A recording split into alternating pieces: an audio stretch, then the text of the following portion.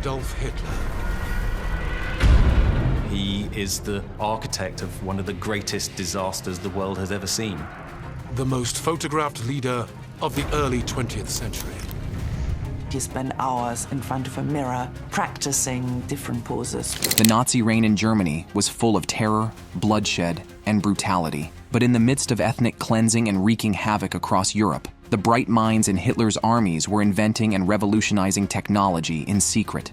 From medical sciences to the automobile industry and defense weaponry, the Nazis managed to transform every field with their technological prowess. Let's rummage through history and find out how the German Nazis made these inventions. Anti-ship missiles. During World War II, Nazi Germany made the first anti-ship missiles. These missiles were used to attack Allied ships between 1943 to 1944, and worked so well that other countries started making their own. Countries like Russia, India, Israel, Argentina, Iraq, Iran, the United States, and Lebanon have all used them in battle. Many others have tested their own versions. Over time, anti-ship missiles have gotten better. At first, the German ones were guided by radio. Later, different guidance systems were used, like radar, infrared, lasers, and even automatic target finding. In March 2020, Russia tested a super-fast hypersonic anti-ship missile. These missiles are powerful tools in wars at sea.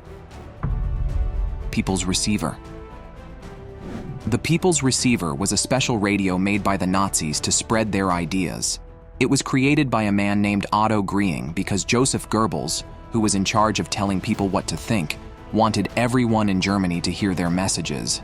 This radio was made to be cheap so that many families could buy one.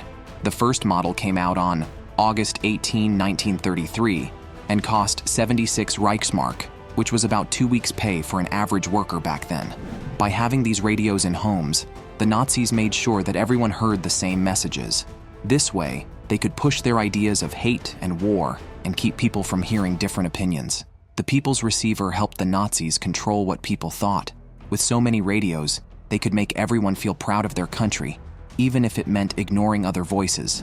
This shows how powerful the radio was in changing how people felt. It also reminds us how important it is to have free and independent news in a democracy, so everyone can hear different viewpoints and make their own choices. Nazi adult toy.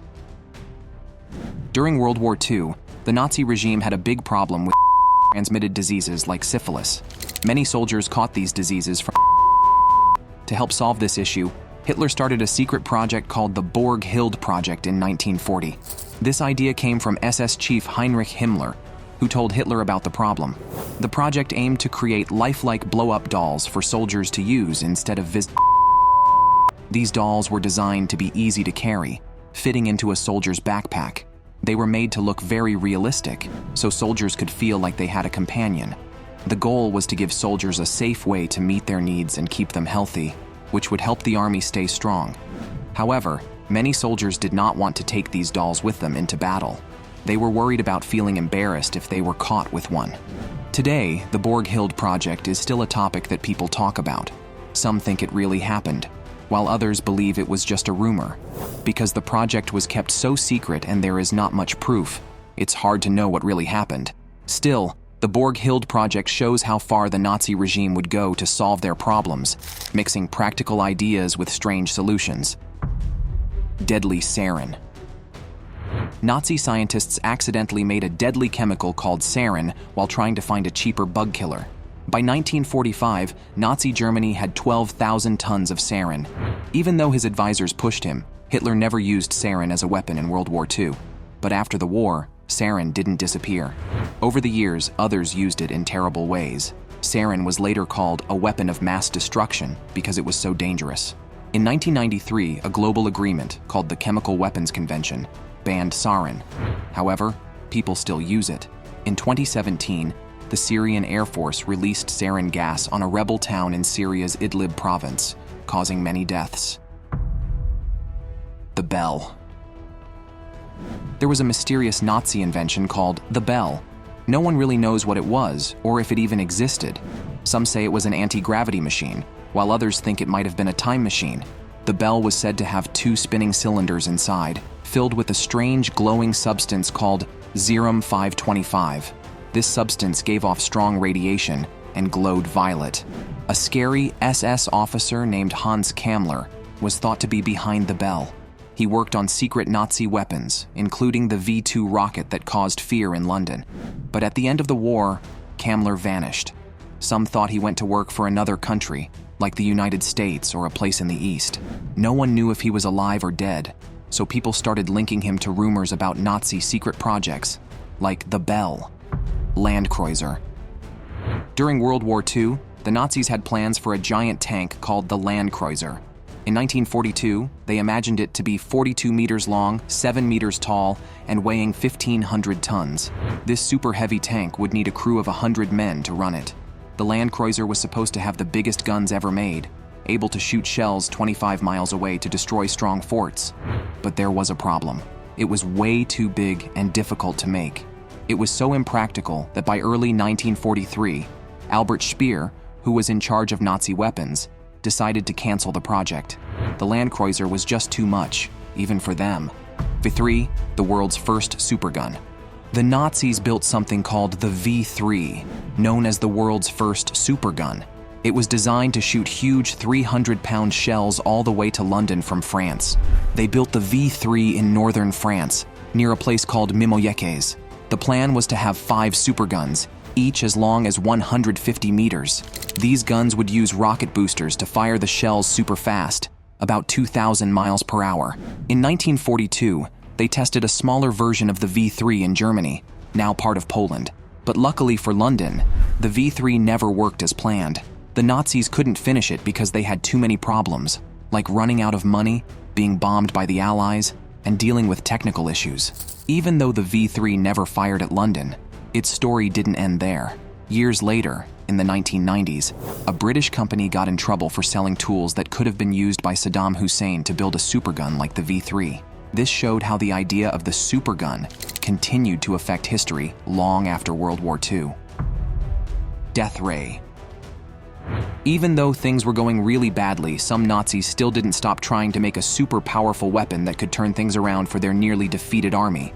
In his writings, Albert Speer talked about one plan that was even bigger than the V3.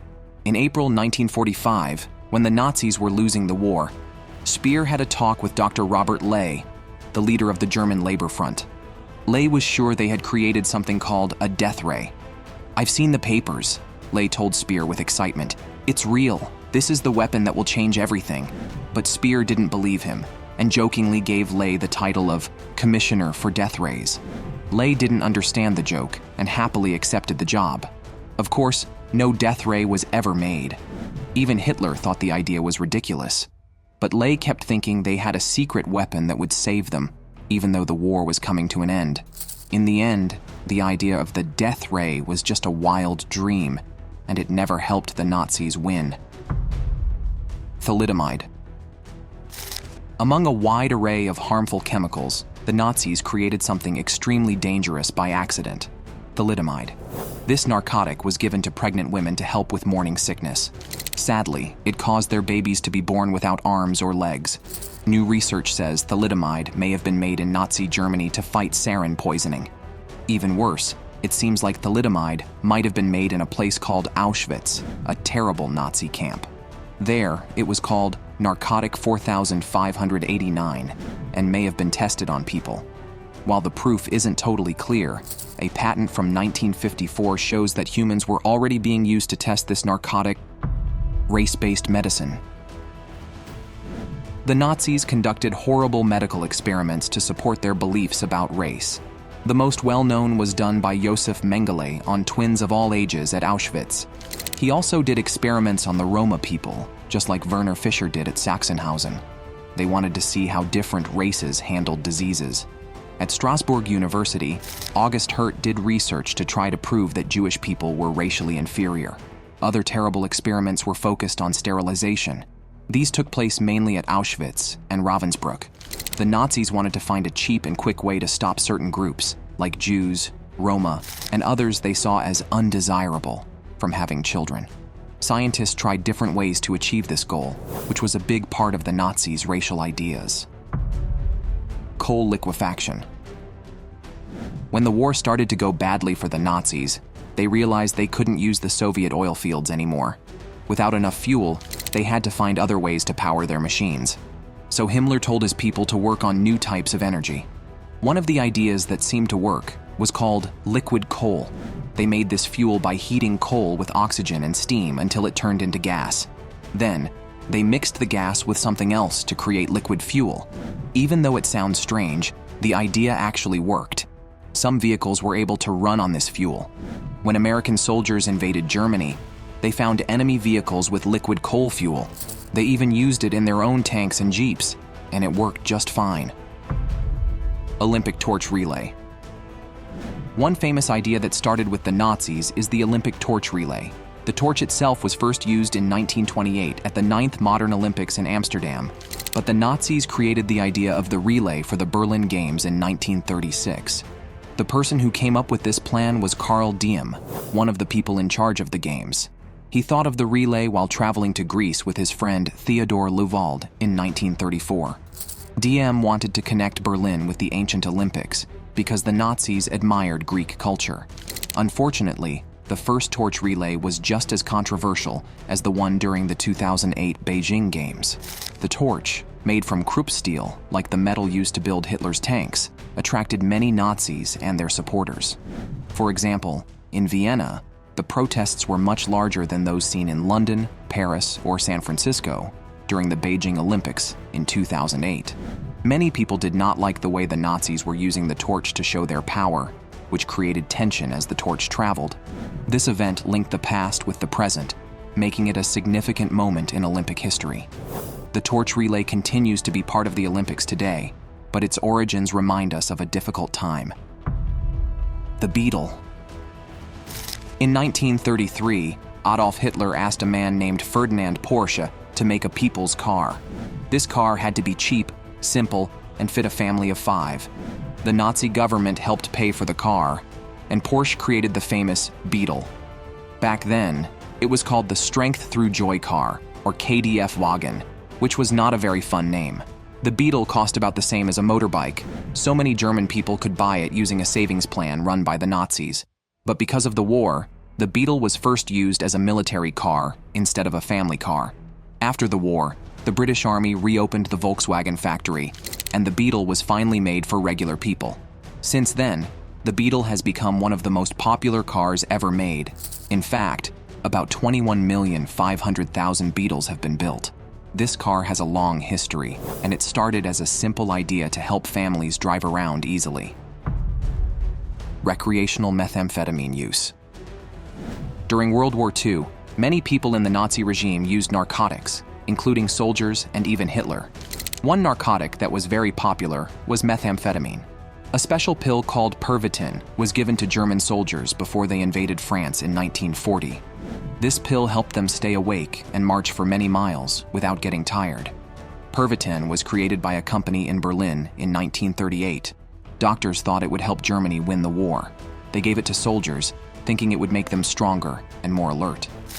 In April 1940, over 35 million tablets were sent to the front lines to support the Nazis in their quick attack on France. Other soldiers, like the Allies, also took narcotics to stay awake during battles. Many leaders in the Nazi Party had their own favorite narcotics.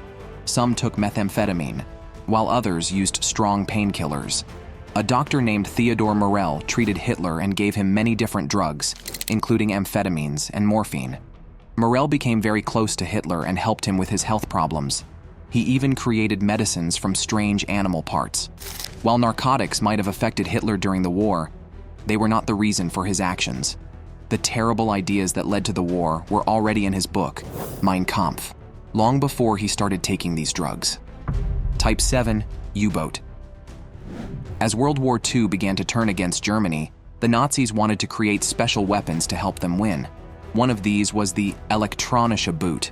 This was the first submarine made to stay mostly underwater instead of just on the surface like other submarines did. Before this, most submarines would float on the surface most of the time and only dive when they needed to attack. The Elektronische Boot, also known as the Type 7 U-boat, changed submarine warfare because it could stay underwater for many days. It could go really fast, reaching speeds of 17 knots, which is about 30 miles per hour, while submerged. This was much faster than older models. Plus, It could charge its batteries while it was at a special depth called periscope depth, so it didn't have to come up to the surface to get power. These improvements made the Ubot very special and helped shape modern submarines. Its design influenced how submarines were built after the war, making them better and more efficient. Today, the ideas behind the Ubot still inspire new submarines, showing how important this invention was during the war. Intramodular Rod. During World War II, the Nazis made important changes in medical science. They wanted to find better ways to help soldiers heal from bone fractures, especially in their legs. One big improvement was the Intramodular Rod, created in 1939 by a German scientist named Gerd Kuhner. Many soldiers had broken femurs, and the old treatments took too long. They often had to lie still for weeks, which was not good for the army. So scientists worked hard to find a faster way for bones to heal, so that soldiers could return to fighting sooner. That's when the Intramodular Rod was introduced. This rod, made of strong materials like titanium or stainless steel, was placed inside the bone at the hip or knee.